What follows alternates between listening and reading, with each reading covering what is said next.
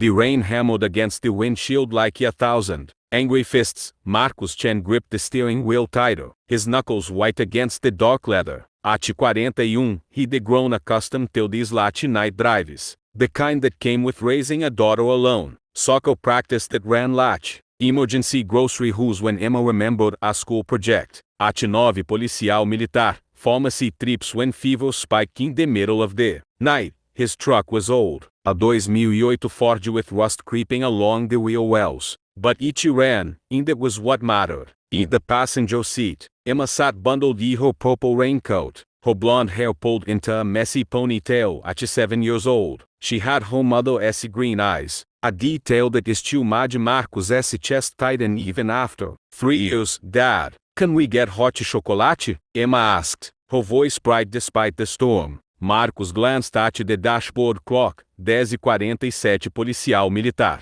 They'd been at the hospital for 6 hours. Emma's grandmother, Marcos' mother, another cancer treatment session that left her too weak to drive herself home. "Sure, kiddo," he said softly. There's a coffee shop 2 blocks from Grandma's apartment. He didn't mention that his bank account had $83 until Friday's paycheck, or that hot chocolate would mean skipping breakfast tomorrow. "Some things you just did, because your daughter had spent her evening in hospital waiting room, drawing pictures to make her grandmother smile." They pulled up to Grandma Chen's building, a 6-story brick structure in a neighborhood that had seen better decades, the kind of place where everyone knew everyone, where doors stayed unlocked, where you could still leave your bike on the porch. Marcos helped his mother up the stairs, her weight against his shoulder a reminder of how much she'd shrunk, how fragile she'd become. Emma carried the pharmacy bag, walking carefully so nothing would spill. "You here, good boy, Marcos," his mother whispered as he settled her onto the couch. Her accent is too thick even after 40 years in America. "I'm 41, Ma," he said gently, tucking a blanket around her legs. "You'll always be my boy." She reached up, touched his face with a hand that trembled. "You," she looked at Emma, "you take care of your daddy, okay? He works too hard." Emma nodded solemnly. "I know, Grandma. I tell him all the time." Marcos felt something catch his throat. They left his mother sleeping, the medication already pulling her under, made their way back through the rain till the truck. The coffee shop was still open, a miracle given the hour and the weather. Marcos ordered 1 hot chocolate, asked for an extra cup so they could share. The barista, a kid who didn't be older than 19, pretended not to notice. They sat by the window, watching the rain create rivers in the gutters. "Dad," Emma said quietly, blowing on the chocolate to cool it. "Yeah, sweetheart, is Grandma going to die?" The question landed like a stone in still water. Marcos set down his cup, looked at his daughter, the small person who'd already lost so much, her mother to a drunk drive-in when she was 4, now watching her grandmother fade slowly. "I don't know," he said honestly, because he'd promised himself he'd never lie to her, not about the big things. "The doctors are trying really hard to help her, but the cancer is very strong." Emma nodded, her face serious. "I drew her a picture today, of all of us at the beach. Remember when we went last summer?" Marcos remembered, the 3 of them, building sandcastles, his mother laughing as the waves chased Emma. It had been a good day, one of the last before the diagnosis. "That was a perfect day," he said softly. They finished the hot chocolate slowly, making it last. At 11:30, Marcos started the truck. The rain had eased slightly, but the streets were still slick, reflections of traffic lights bleeding across wet asphalt. They were 2 blocks from home when Emma suddenly grabbed his arm. "Dad, stop." Marcos hit the brakes, the truck skidding slightly. What's wrong?" Emma pointed out the window. Through the rain, the rough figure huddled in a doorway. At first, Marcos thought it was just someone waiting out the storm, but as his eyes adjusted, he saw Maudie clearly. A girl, teenager, maybe 15 or 16. She was soaking wet, shivering violently, her arms wrapped around herself. There was something else, something that made Marcos' blood run cold, a dark stain spreading across her left shoulder. Even in the dim light, even through the rain, he could see it was blood. "Dad," Emma whispered. She's hurt. Marcos' mind raced through options. Call 911, drive past, someone else's problem. but Emma was already unbuckling her seatbelt. "We have to help her, Dad." Her voice carried a certainty that reminded Marcus of his mother. He pulled the truck till the curb, grabbed the emergency kit from behind the seat, the one he deassembled after becoming a single father. Because you never knew, and being prepared was the only control you had. They approached slowly, Marcus holding the umbrella, Emma staying close to his side. The girl looked up as they got closer. Her eyes were dark, wide with fear and pain. She tried to stand, to run, but her legs gave out. "It's okay," Marcus said gently, holding up his hands. "We just want your help. We have bandages," Emma added, her small voice surprisingly steady. The girl stared at them, calculating, deciding whether to trust or flee up close. Marcus could see she was younger than he'd thought, maybe 14, with long dark hair plastered to her face,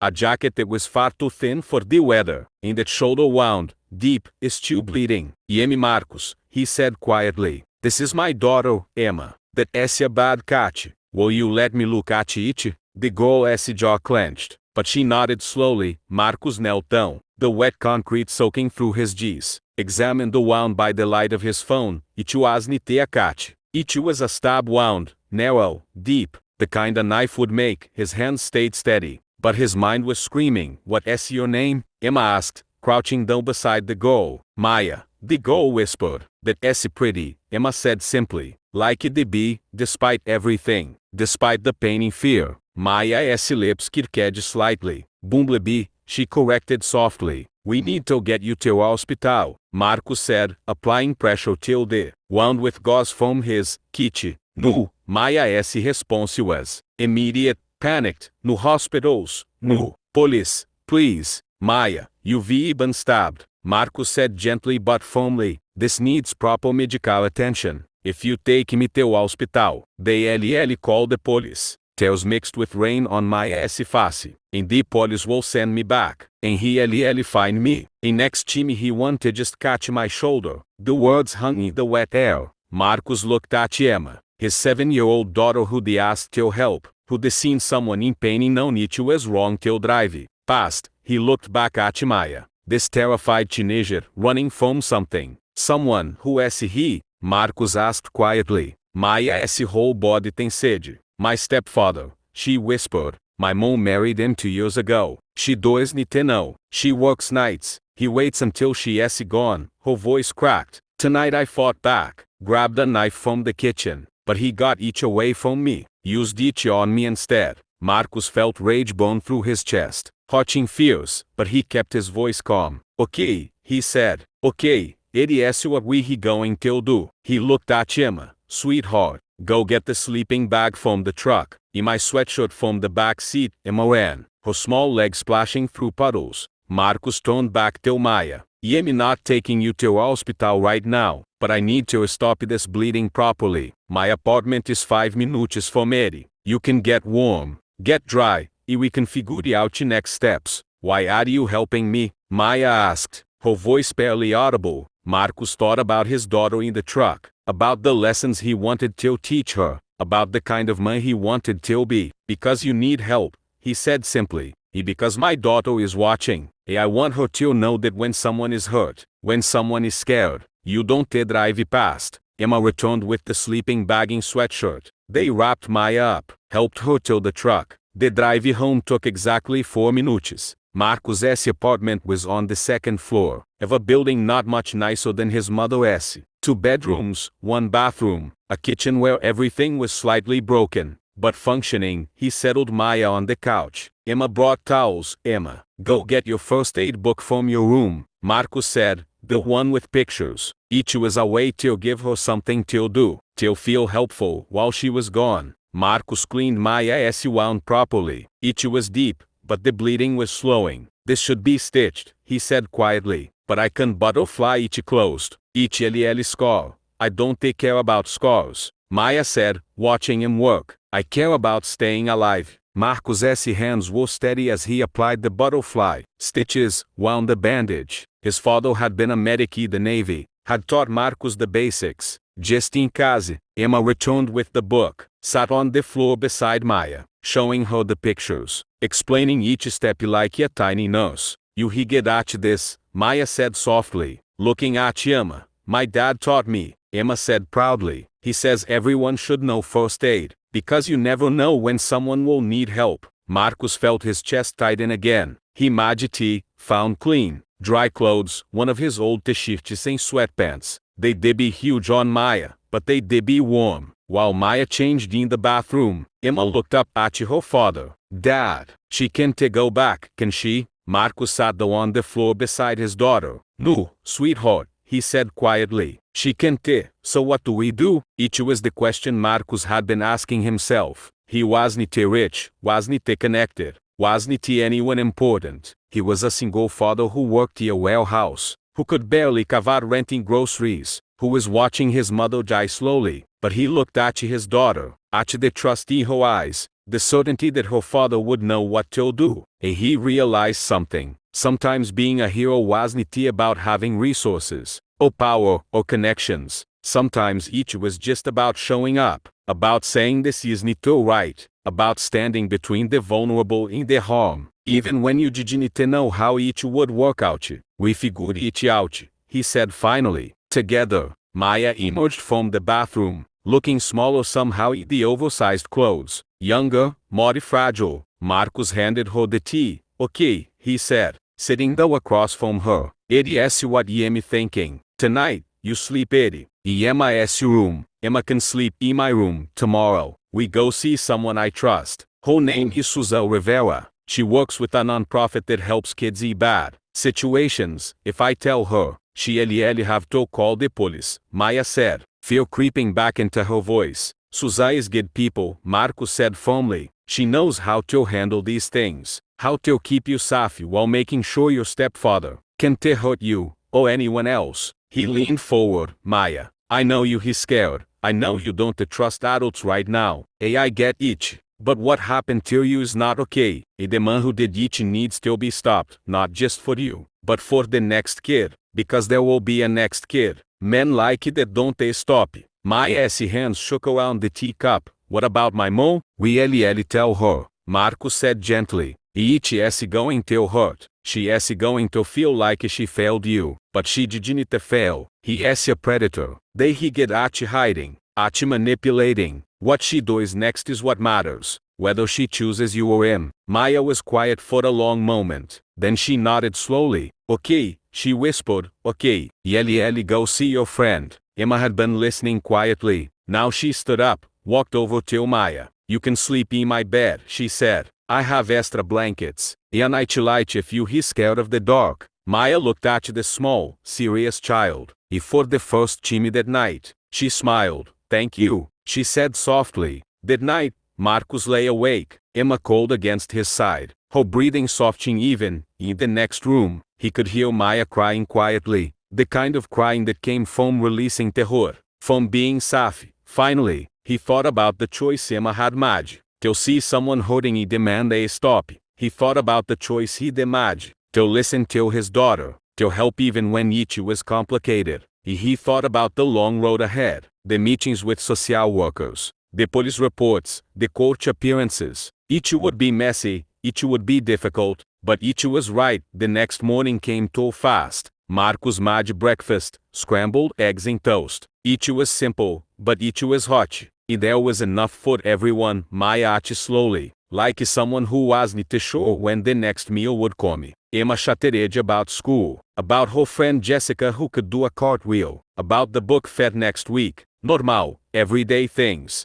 that made the morning feel less heavy. At 9 a.m., Marcus called Susan Rivera. She answered on the second ring. Marcus, everything okay? He'd known Susan for 2 years. Since Emma started the after-school program Susan ran. She was in her 50s, with gray streaked hairy eyes that had seen too much, but remained kind anyway. I need your help, Marcus said quietly. I have a situation, he explained. Everything, the rain, the doorway, the stab wound, the stepfather. Susan was silent for a long moment after he finished. Bring her to my office, she said finally. 1 hour. Yeli make some calls. Marcus hung up, turned to Maya. You ready? Maya looked at Emma, at this little girl who demanded they stop, who insisted on helping. Yeah, she said softly. Yemi ready. Susan's office was a community center on the third floor, with walls covered in children's artwork. She met them in the hallway, took one look at Maya's pale face in haunted eyes.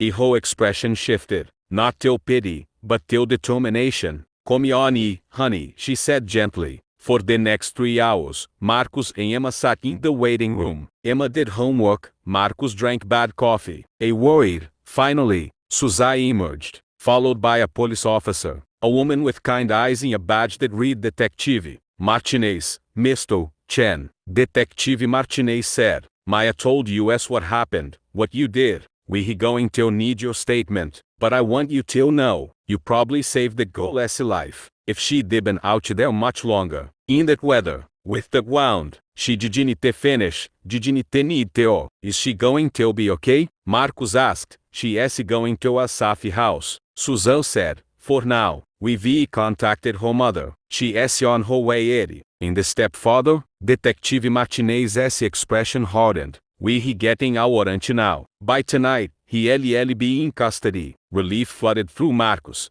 Can I talk to her? He asked. Before she goes. Susan nodded. Maya was sitting in Susan's office, looking smaller somehow, but also more solid, like she'd found ground beneath her feet. Hey, Marcus said gently. Hey, Maya said back. I wanted to say goodbye. To tell you, you're incredibly brave. Maya shook her head. I was so scared. Brave isn't it not being scared, Marcus said. Brave is being scared and asking for help anyway. He glanced at Emma, who was standing in the doorway. My daughter taught me that. Maya looked at Emma, managed a small smile. Thank you, she said softly. Both of you. Emma walked over, pulled something from her pocket. A small purple bracelet, the kind you get from quarter machines. I want you to have this, she said, so you remember. People care, even strangers. Maya took the bracelet, her eyes filling with tears. Ele keep it forever, she whispered. They left Susan's office at 2